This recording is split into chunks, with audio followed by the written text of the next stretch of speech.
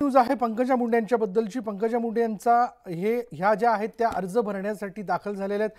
पंकजा मुंडेंविरुद्ध पंकजा मुंडे जे आहेत त्या विधान परिषदेसाठी अर्ज भरणार आहेत आणि आता फडणवीसांसह भाजपच्या इतर नेत्यांबरोबर त्या अर्ज दाखल करण्यासाठी म्हणून उपस्थित झालेले आहेत। आणि त्याची दृश्य आपण बघतोय। या दृश्यांमध्ये जर आपण पाहिलं तर भाजपचे महत्त्वाचे नेते तर उपस्थित आहेतच, पण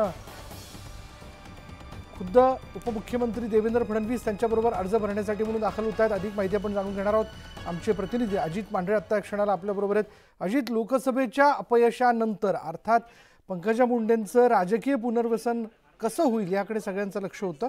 अखेर त्याची ही सुरुवात, त्या प्रक्रियेला सुरुवात झाली असं म्हणायचं का?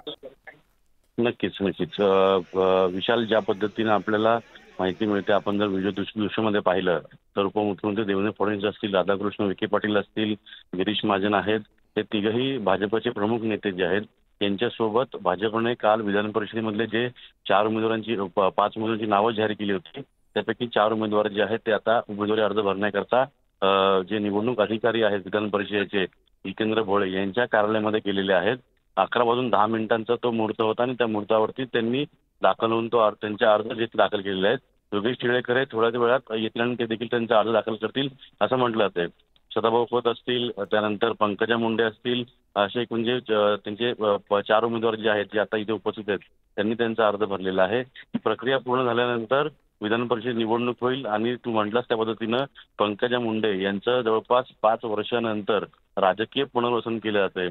त्यांना लोकसभेची तिकीट दिली गेली, पण त्यात त्यांचा पराभव झाला। त्यानंतर आता विधान परिषदेमध्ये त्यांना या ठिकाणी उमेदवारी अर्ज दिली गेलेली आहे। त्या निवडून आल्यानंतर त्यांना 2 महत्वाची खाती जी आहेत ती दिली जातील आणि दोन्ही महत्वाची खाती जी आहेत ती देवेंद्र फडणवीस यांची असतील आणि ती खाती जी आहे ती त्यांना दिली जाईल असं देखील सांगितलं जातंय।